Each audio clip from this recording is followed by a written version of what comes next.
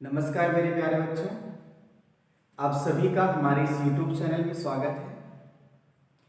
जैसा कि आप सभी लोगों को मैंने इसके पिछले वीडियो में ऑस्मोटिक प्रेशर के बारे में एक्सप्लेन किया था, ऑस्मोटिक प्रेशर से रिलेटेड लॉज को बताया था। अब मैं आपको इस वीडियो में एक बहुत ही इंपॉर्टेंट टॉपिक को डिस्कस करने चल रहा हूँ, जिसका नाम है रिवर्स ऑस्मोसिस। ये जो रिवर्स ऑस्मोसिस होता है इसे आप सभी लोग आरओ कहते हैं। आरओ, आप सभी लोग आरओ वाटर सुने ही होंगे। तो आप जरा ध्यान दीजिएगा, रिवर्स ऑस्मोसिस का मतलब क्या होता है। अब आप इसको सबसे पहले तो ये आप इसकी डेफिनेशन को समझिए। इसकी डेफिनेशन ये होती है, अब आप कुछ समझ सकते हैं, it is reverse process of osmosis. जो हमारे पास ऑस्मोसिस होता है उसका जस्ट ये क्या होता है, रिवर्स प्रोसेस होता है। ऑस्मोसिस में क्या होता था, सॉल्वेंट पार्टिकल लेस कंसंट्रेशन से हाई कंसंट्रेशन की तरफ जाते थे। इसका अपोजिट क्या हुआ, क्या बोल सकते हैं, it means here solvent particle moves from high concentration to less concentration। पर ये पॉसिबल कैसे है, with the help of external pressure. मतलब हम सभी लोग एक्सटर्नल प्रेशर की हेल्प से ये प्रोसेस करा सकते हैं, and that is known as reverse osmosis। हम इसी फिनोमेना को किस नाम से जानते हैं, रिवर्स ऑस्मोसिस के नाम से जानते हैं। ये हमारा एक्सटर्नल प्रेशर की वजह से पॉसिबल होता है, ठीक है। अब आप सभी लोगों को मैं एक छोटी सी बात बता चुका हूं कि जब हमारे पास, याद होना चाहिए, ये चीज रिमेंबर करना चाहिए, याद करने के लिए इंपॉर्टेंट है कि अगर एक्सटर्नल प्रेशर किसके इक्वल हो जाता है, ऑस्मोटिक प्रेशर के, तो वहां पर जो ऑस्मोसिस का फिनोमेना होता है वो इक्विलिब्रियम में होता है या स्टॉप है, राइट। अब आप जरा ध्यान दीजिएगा, दूसरा ये है कि अगर हमारे पास एक्सटर्नल जो प्रेशर है वो ऑस्मोटिक प्रेशर से क्या हो गया, ज्यादा हो गया, तो क्या होता था, तो ऑस्मोसिस का अपोजिट, जैसे अभी आपने देखा, क्या नाम होता है, रिवर्स ऑस्मोसिस।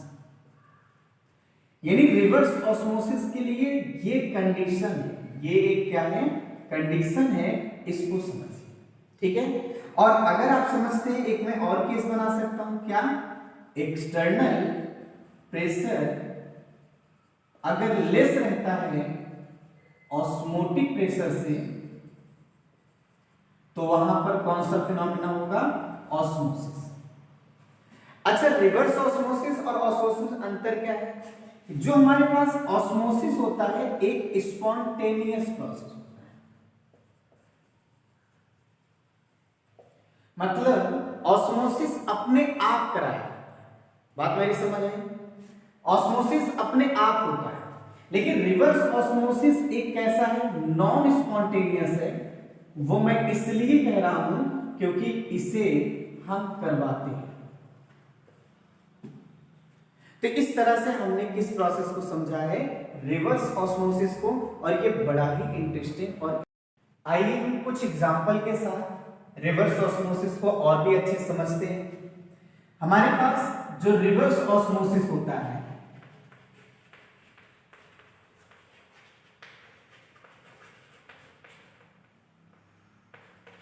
इसका एक बेहतर एप्लीकेशन है, उसका नाम है डिसैलिनेशन ऑफ सॉल्ट वाटर।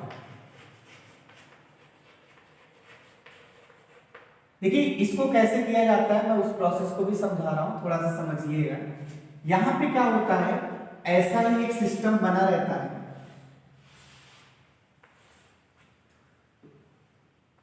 ये आपके पास एक टाइप का क्या है, सेमी परमिएबल मेम्ब्रेन है। इसे हम सभी लोग क्या नाम देते हैं, सेमी परमिएबल मेम्ब्रेन।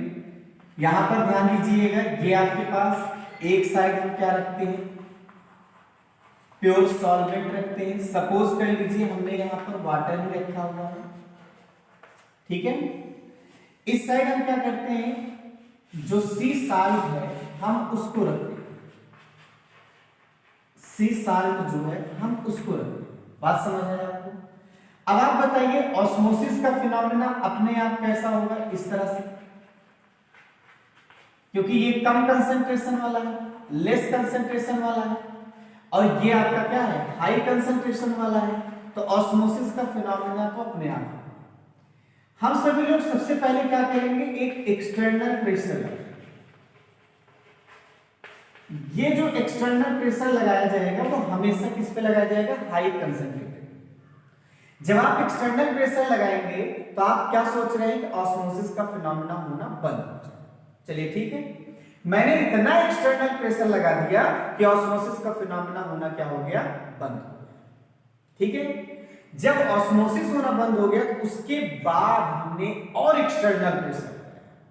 जब और लगाया तो यहां का सॉल्वेंट क्या हो गया, इधर चला गया।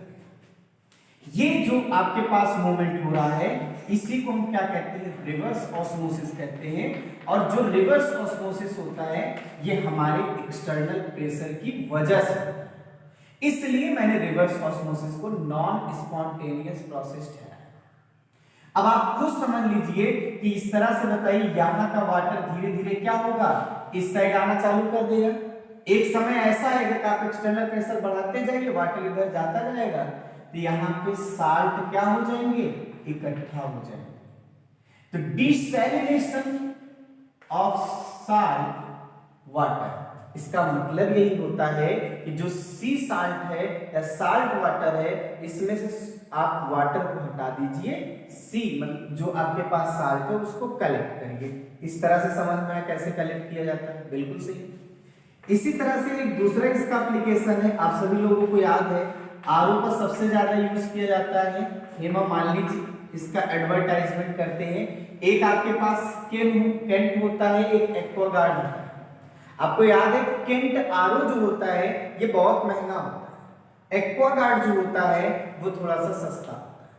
ये महंगा या सस्ता किस बात पे डिपेंड करता है, ये महंगा या सस्ता इस बात पे डिपेंड करता है कि आपने सेमी परमेबल मेम्ब्रेन कितनी अच्छी क्वालिटी का लिया है। जिसमें में भी सेमी परमेबल मेम्ब्रेन अच्छी से अच्छी क्वालिटी का रहेगा वो वाटर को ज्यादा प्योर करेगा। कैसे, अब आप इसका भी प्रोसेस समझिएगा। जैसे ये आपके पास है, यहां पर आपने क्या लिया है, एक सिस्टम में बना रहा हूं। इस साइड हम क्या करते हैं, इम्प्योर वाटर लेते हैं। क्या लेते हैं, इम्प्योर वाटर। और इस साइड हम क्या करते हैं, प्योर वाटर लेते हैं। किसी और मेथड से प्योर किया गया।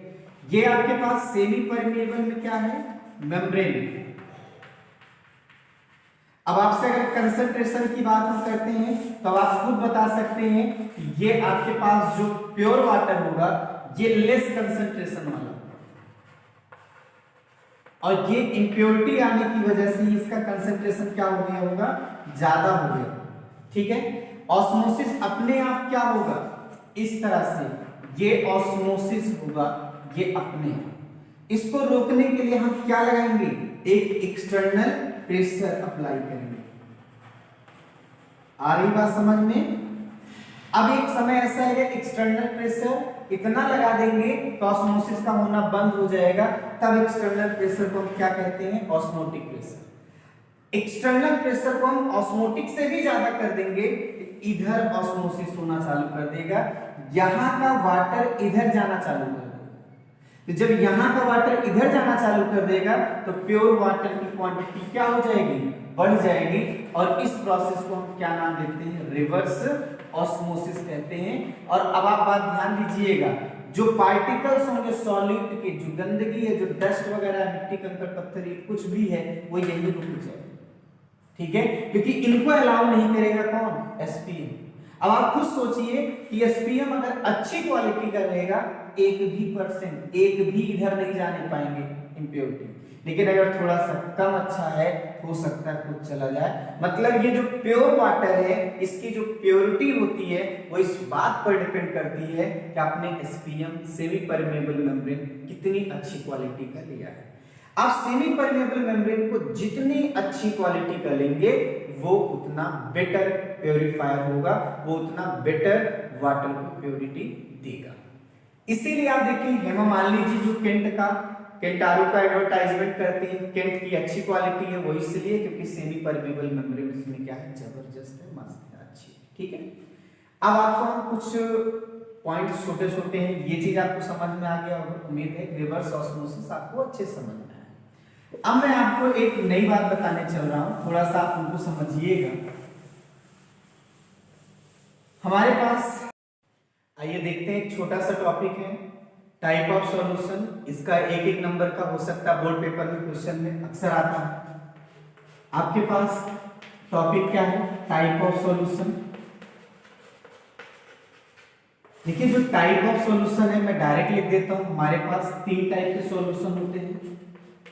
एक को हम कहते हैं आइसोटोनिक, दूसरे को कहते हैं हाइपोटोनिक, तीसरे को कहते हैं हाइपरटोनिक, ठीक है। सबसे पहले हम, और सबसे इंपॉर्टेंट यही होता है, आइसोटोनिक सॉल्यूशन क्या है। आइसोटोनिक सॉल्यूशन मतलब क्या होता है, solution having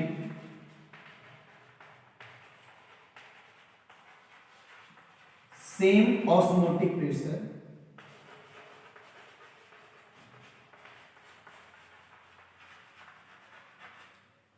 and also same concentration। थोड़ा सा समझने की कोशिश करिएगा। मतलब यहां पे जो पाई होगा एक सॉल्यूशन का, दूसरे सॉल्यूशन का जो ऑस्मोटिक प्रेशर, ये दोनों एक दूसरे के क्या होंगे, इक्वल। मतलब हमारे पास 2 सॉल्यूशन लिया जाएगा, मतलब 2 तरह के ऑस्मोटिक प्रेशर रहेंगे, दोनों के ऑस्मोटिक प्रेशर एक दूसरे के क्या रहेंगे बताइए, इक्वल रहेंगे। पाई 1 इज इक्वल क्या रहेगा, पाई 2, या C1 इज इक्वल क्या रहेगा, C2। मेरी बात समझ में है आपको? अच्छा, यहाँ पे कुछ छोटी छोटी चीजें हैं, उनको भी आप थोड़ा समझते जाइएगा। जैसे इफ जो आपके पास पहला सॉल्यूशन होगा जिसका कंसेंट्रेशन क्या है, C1, अगर ये आपका नॉन इलेक्ट्रोलाइटिक मटेरियल का है, और जो C2 वाला है वो कैसा है, इलेक्ट्रोलाइटिक है, ये फॉर्मूला थोड़ा सा चेंज होगा, क्योंकि इलेक्ट्रोलाइटिक मटेरियल मतलब डिसोसिएशन का केस, वहां क्वांटम फैक्टर I का आएगा, तो C1 इज इक्वल क्या मिल जाता है, I, और क्या मल्टीप्लाई हो जाएगा, C2। इस तरह से आप फॉर्मूला बनाएंगे, ठीक है। अब अगर आपके माइंड में ये हो रहा है कि अगर दोनों C1 and C2 both are electrolytic material, if both are electrolytic material,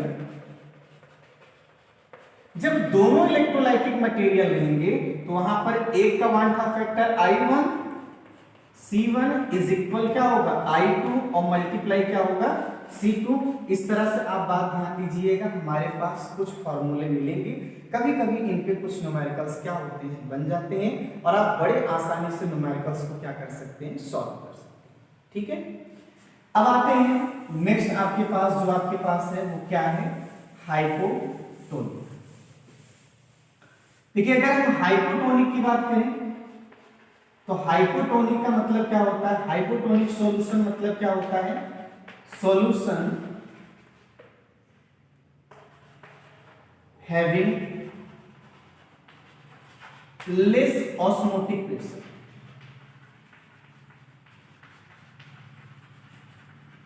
इसके पास जो ऑस्मोटिक प्रेशर रहेगा वो क्या रहेगा, कम। बात पहले समझ पाए, solution having less osmotic pressure, ये आपका जो होता है इसे हम कहते हैं हाइपोटोनिक। कोई दिक्कत तो नहीं है, इतनी बात समझ में आ गई आपको। दूसरा अगर हम डेफिनेशन समझे, हाइपर, हाइपर मतलब वैसे भी समझते हैं लोग, हाइपर हो गए हैं मतलब ज्यादा, अब ज्यादा हो गया। तो सॉल्यूशन, इसका मतलब क्या होता है, solution having more osmotic pressure.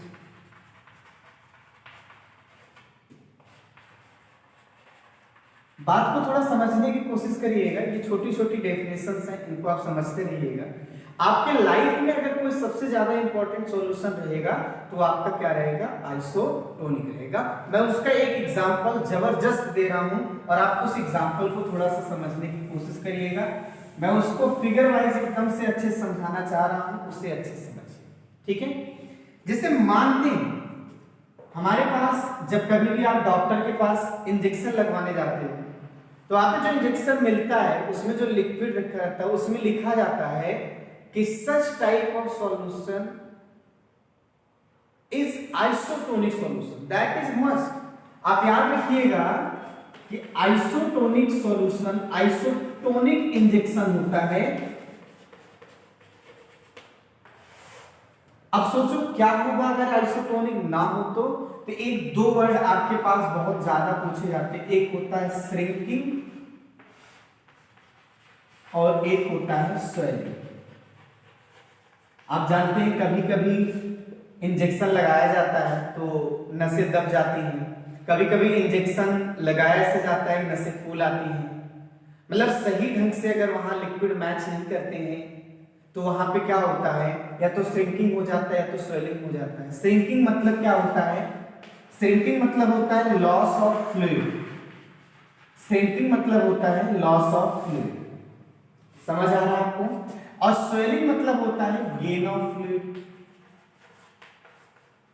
अब आप खुद समझिए कि अगर लॉस ऑफ फ्लूइड है तो वहां पर वो चीज क्या हो जाएगी, दब जाएगी, और गेनिंग ऑफ फ्लूइड है तो आप समझिए वहां पे वो चीज क्या हो जाएगी, फूल जाएगी। मैं उन दोनों को समझा रहा हूं और बता दे रहा हूं, श्रिंकिंग का प्रोसेस जो होता है वो होता है हाइपोटोनिक की वजह से, यानी due to hypotonic shrinking method होता है, श्रिंकिंग का फिनोमेना होगा, और हाइपरटोनिक की वजह से कौन सा होगा, स्वेलिंग का होगा।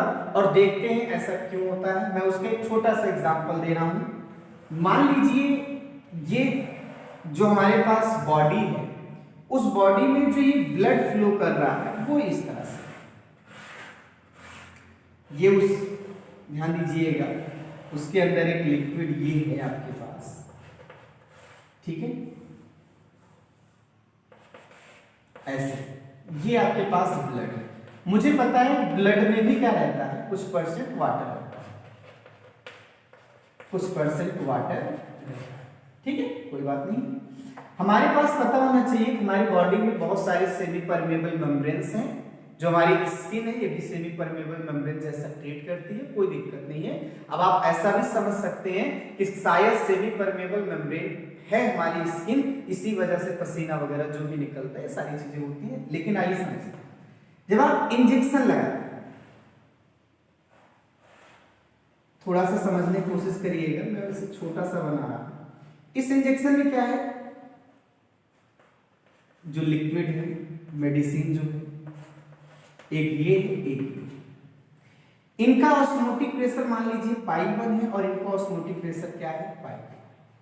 अगर इन दोनों का ऑस्मोटिक प्रेशर एक दूसरे के क्या होता है, इक्वल होता है, एक दूसरे के क्या होता है, इक्वल होता है, तो ये पूरा का पूरा लिक्विड इसमें इजीली इंजेक्ट हो जाएगा, इजीली चला जाएगा। इनकी जो नसें हैं ना तो फूलेंगी ना तो क्या होगी, दबेंगी। ये आपके लिए क्या होता है, बेटर होता है, यहां पर इंजेक्शन अच्छा है।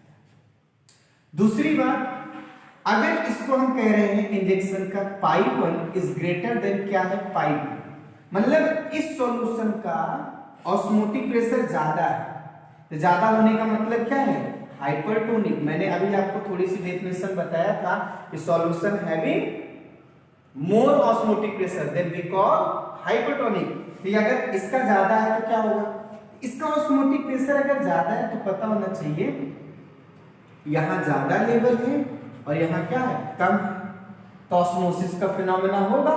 तो हाई प्रेशर को क्या होगा, लो, यहाँ का जो सॉल्वेंट होगा वो धीरे धीरे किसमें जाएगा, इसमें चला जाएगा।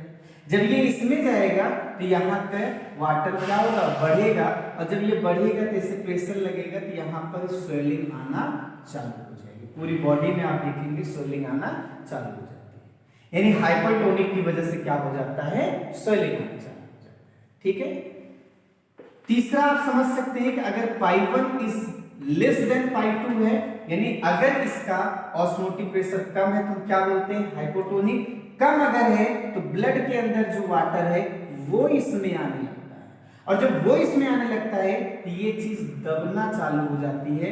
जब दबना चालू हो जाएगी तो वहां पर ये क्या हो जाएगा, दब जाएगा, जिसे हम कहते हैं श्रिंकिंग प्रोसेस। ठीक है। एक एग्जांपल मैंने इसका समझाया है, मैं एक और एग्जांपल समझा रहा हूं, उसे भी आप समझिएगा, स्वेलिंग और श्रिंकिंग अच्छे से आपको समझ में आएगा। देखिए आप क्या करेंगे, ये एग्जांपल तो पूरी दुनिया देती है, आप अंडा लीजिए, उसे बॉईल कर लीजिए, ऊपर का छिलका निकाल लीजिए। ठीक है। आप ऊपर का जब छिलका निकाल लेंगे तो आप सभी लोग एक काम करिएगा, ऊपर के छिलके को निकालने का भी तरीका है। अगर आप ऐसे हाथ से निकालेंगे तो उस पर जो सेमी परमेबल मेम्ब्रेन है, जो आप नेचुरल है, वो कमजोर होती है, वो फट सकती है। आप उसको क्या करेंगे, कंसंट्रेटेड HCl में डाल देंगे, उसके बाद जब निकालेंगे तब निकालेंगे तो आराम से क्या हो जाएगा, छिलका निकल जाएगा। वो जो आपके पास रहेगा, क्या नाम है, वो सेमी परमेबल मेम्ब्रेन एकदम से प्रोटेक्टेड रहेगा, सुरक्षित रहेगा। इस अंडे को आप दो तरह से, एक अंडे को आप लीजिए, उसको आप क्या करिए, पानी में डाल दीजिए। ये आपके पास अंडे को हमने लिया और उसे किस में डाल दिया, पानी में डाल दिया। ये अंडा है, इसको हमने पानी में डाल दिया, और दूसरे वाले अंडे को हमने लिया और उसे हम सैचुरेटेड, ध्यान दीजिएगा एक वर्ड लिख रहा हूं, सैचुरेटेड NaCl में। ठीक है। तो आप क्या देखेंगे, इस वाले एक्सपेरिमेंट में आप देखेंगे जो अंडा रहेगा ना, ये फूल जाएगा। ये जो अंडा होगा इसकी साइज क्या हो जाएगी, बढ़ जाएगी। ये अंडा यहाँ पे स्वेलिंग हो जाएगी। यहाँ कौन सा प्रोसेस होगा, स्वेलिंग। और यहाँ पर आप देखेंगे अंडा एकदम से क्या हो जाएगा, सिकुड़ जाएगा, छोटा हो जाएगा। तो यहाँ पर कौन सा प्रोसेस होगा, श्रिंकिंग। ये क्यों हो रहा है मैं उसको बता रहा हूं, थोड़ा सा समझो। अब आप बताइए, इस अंडे के अंदर भी तो आपके पास कोई ना कोई लिक्विड है, कोई ना कोई, मतलब ऐसा बोल सकते हैं कोई ना कोई कंसंट्रेशन छिपा हुआ है। अब आप देखो इसके अंदर का कंसंट्रेशन अगर मैं मान लेता हूं C1 है और ये आपके पास क्या है, C2 है, तो खुद आप देख के बता सकते हैं यहाँ C1 इज ग्रेटर देन क्या है, C2 है। तो ऑस्मोसिस स्टार्ट होगा तो C2 से किस तरफ होगा, C1 की तरफ होगा, ज्यादा। जैसे देखिए कम कंसंट्रेशन से ज्यादा की तरफ होता है, ज्यादा वाला C1 है। तो जब वाटर इसमें जाना चालू कर देगा, क्योंकि यहाँ सेमी परमेबल मेम्ब्रेन है, तो धीरे धीरे इसकी साइज बढ़ती चली जाएगी, वो फूलता चला जाएगा। बात समझ पाए, इसे स्वेलिंग कहते हैं। और यहाँ पर आप देखेंगे तो क्या है, ये हमारा जो NaCl एकदम सैचुरेटेड है, इसका कंसंट्रेशन अगर C1 मानते हैं, इनका C2 मानते हैं, मैं आपको बताऊं यहाँ C2 इज ग्रेटर देन क्या रहेगा, C1।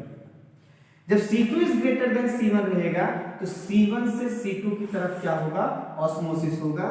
इनका वाटर, इनके अंदर जो वाटर है वो बाहर ऐसे निकलना चालू कर देगा और ये साइज एकदम से क्या हो जाएगी, छोटी। इस तरह से हम आपको इस वीडियो में, अगर आपको याद हो, मैंने आपको रिवर्स ऑस्मोसिस समझाया, फिर आप सभी लोगों को हमने क्या समझाया, रिवर्स ऑस्मोसिस का एप्लीकेशन समझाया, फिर आपको मैंने टाइप ऑफ सॉल्यूशन बताया। इसी के साथ मैं इस वीडियो को समाप्त करता हूं। मैं अगले वीडियो में आप सभी के लिए टाइप ऑफ सॉल्यूशन, जैसे आप सभी लोग पढ़ेंगे, उसको एक लास्ट टॉपिक है, आप समझिएगा, उस लास्ट टॉपिक को बता के ये चैप्टर समाप्त कर दूंगा। यानी इसमें केवल तो केवल आपको 1 या 2 वीडियो मिलेगा, क्योंकि आपको थोड़ा सॉल्वेबिलिटी बताना है, हेनरी लॉ को बताना है। मतलब 2 वीडियो और मिलेगा, उसके बाद सॉल्यूशन चैप्टर समाप्त हो जाएगा। फिर मैं एक न्यू चैप्टर स्टार्ट करूंगा, सॉलिड स्टेट। आज के लिए बस इतना ही। Thank you for watching my video. और आप सबसे बस यही मेरी रिक्वेस्ट है कि आप वीडियो को लाइक, शेयर, कमेंट्स जरूर करिए। कोई डाउट हो बेहिचक पूछिए, हम आपके साथ हमेशा हैं, रहेंगे। और ठीक है, और वीडियो को जितना ज्यादा से ज्यादा हो सके शेयर करिए। Thank you.